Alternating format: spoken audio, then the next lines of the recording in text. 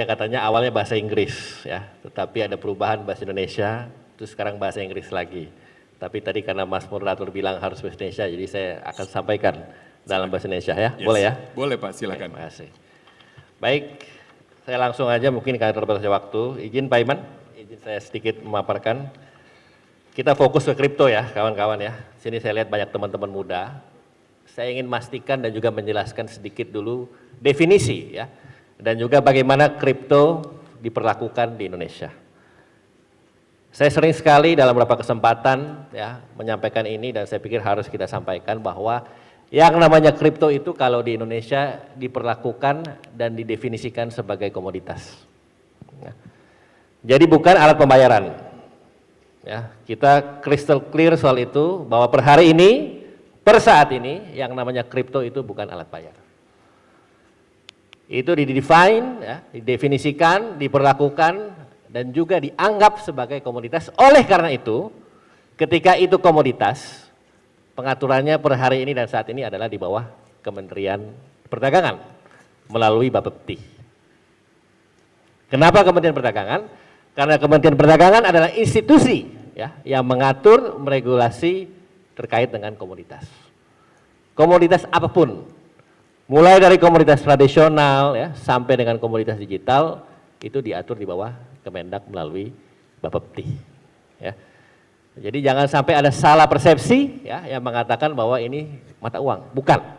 Ini saya tegaskan sekali lagi karena banyak orang mungkin misleading informasi bahwa kripto itu mata uang. Di Indonesia diperlakukan sebagai komoditas, makanya penyebutannya saya selalu sampaikan ke kawan-kawan itu bukan cryptocurrency, tapi adalah kripto aset, ya, aset kripto. Supaya kita mendapatkan pemahaman yang sama. Nah, oleh karena itu, Bapak Ibu kawan-kawan sekalian, teman-teman yang saya hormati, kita ingin mencoba mendesain ya atau memformulasi kebijakan yang komprehensif. Tadi disebutkan oleh Mas Robert ya, ada undang-undang P2SK nanti, rancangan undang-undang yang sedang dibahas di DPR, yang nanti juga akan ada pengaturan secara lebih menyeluruh. Ya, kami bersama-sama juga nanti dengan OJK dan kawan-kawan juga akan mencoba mengatur itu. Tapi sebelum ke situ, ya, saya ingin coba menampilkan ada slide saya di sini soal bagaimana kripto itu potensial, kawan-kawan sekalian. Coba masuk ke situ. Ya. Jadi waktu saya dilantik jadi Wamen itu 2019, 25 Oktober. Ya. Saya masuk sebagai Wakil Menteri, saya melihat ya, bahwa banyak komoditas yang potensial. Salah satunya adalah kripto. Pada saat itu belum banyak ada pengaturan atau regulasi yang komprehensif dan kami mencoba untuk mengatur. Ya. Nah, apa yang terjadi setelah kami atur, kita ketemu asosiasi, pelaku, konsumen, pedagang, calon pedagang aset fisik kripto dan seterusnya.